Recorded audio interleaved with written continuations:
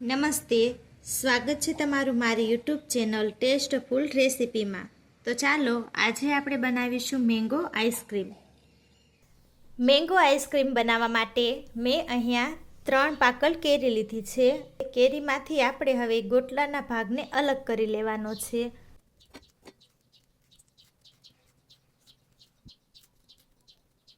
આવી રીતે 3 કેરીમાંથી આપણે ગોટલાના ભાગને અલગ કરી લેશું.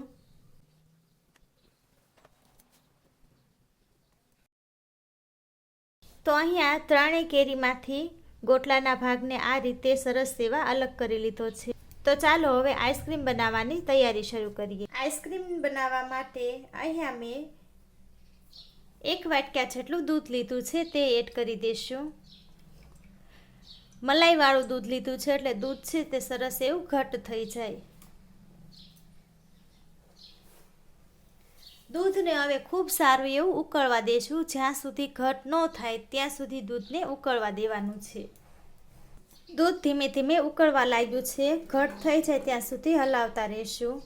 દૂધની અંદર મલાઈનો ભાગ થોડો વધારે છે એટલે દૂધમાં આપણે કોઈ પણ જાતનો પાવડર એડ કરવાનો નહીં થાય. જો દૂધ થોડું આછું અને પાતળું હોય તો આપણે તેમાં કસ્ટર્ડ પાવડર અથવા તો મિલ્ક પાવડર પણ એડ કરી શકીએ છીએ. અહીંયા મેં કોઈ પણ જાતનો પાવડર એડ કર્યો નથી. દૂધને હજી થોડી વાર માટે ઉકળવા દેશું એટલે થોડું વધારે ઘટ્ટ થઈ જાય.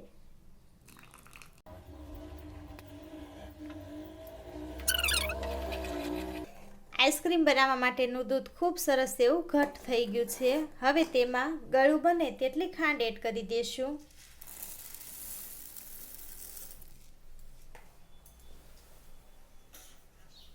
સાથે સાથે થોડો એવો એલચીનો પાવડર એડ કરી દેશું એટલે ટેસ્ટ છે તે થોડો સારો આવે.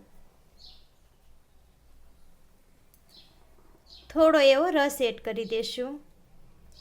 ફરીવાર ઉકાળી લેશું એટલે બધી વસ્તુ છે તે સારું એવું મિક્સ થઈ જાય.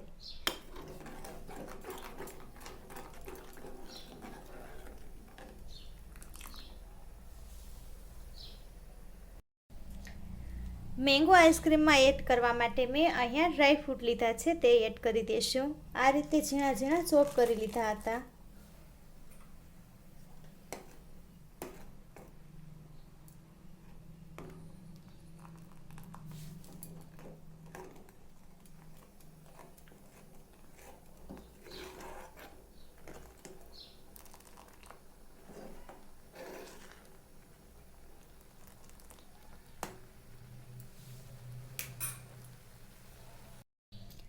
બધી જ વસ્તુ ખૂબ સરસ એવી મિક્સ થઈ ગઈ છે અને આપણું આ જે દૂધ પણ એકદમ ઘટ્ટ થઈ ગયું છે. હવે ગેસની ફ્લેમને બંધ કરી દઈશું અને થોડી વાર માટે ઠંડુ થવા મૂકી દઈશું.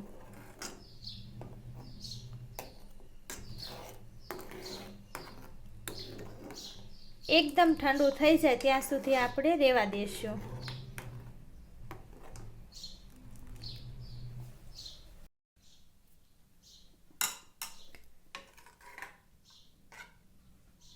આઈસ્ક્રીમ બનાવવા માટે તૈયાર થઈ ગયું છે. એકદમ ઠંડુ થઈ ગયું છે. હવે આપણે જે કેરીમાંથી ગોટલાના ભાગને અલગ કર્યો હતો તેમાં આપણે એડ કરી દઈશું.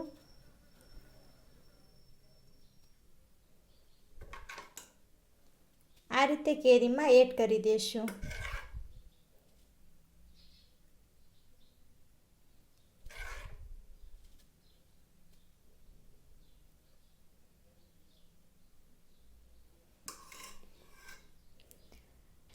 આવી જ રીતે આપણે 3 કેરીમાં આ જે આઈસ્ક્રીમ બનાવવા માટે આપણે તૈયાર કર્યું છે બેટર તે એડ કરી દેવાનું છે.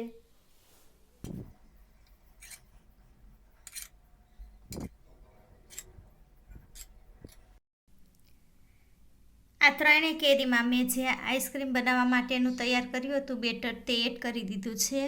હવે આપણે તેને ફ્રીઝરમાં 3 કલાકથી 4 કલાક સુધી તેને જામ થવા માટે મૂકી દઈશું. મેંગો આઈસ્ક્રીમને જામવા માટે મૂક્યો તો તેની 3 થી 4 કલાક કીધું હતું પણ 5 થી 6 કલાક થઈ છે અને આઈસ્ક્રીમ ખૂબ સરસ એવો જામી ગયો છે. હવે કેરીમાંથી આ રીતે છાલને અલગ કરી લેશું.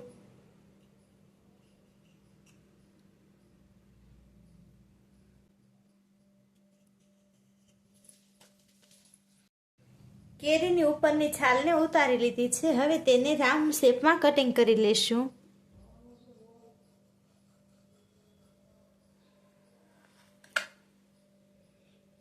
આ રીતે આપણે રાઉન્ડ શેપમાં કટિંગ કરી લેવાની છે.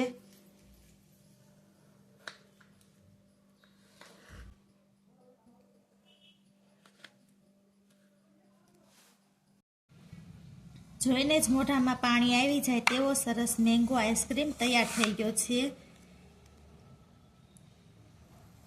તો આ તૈયાર છે મેંગો આઈસ્ક્રીમ. જો તમને મારી આ રેસીપી પસંદ આવી હોય તો મારી ચેનલને લાઈક કરજો, શેર કરજો અને સબસ્ક્રાઈબ કરજો.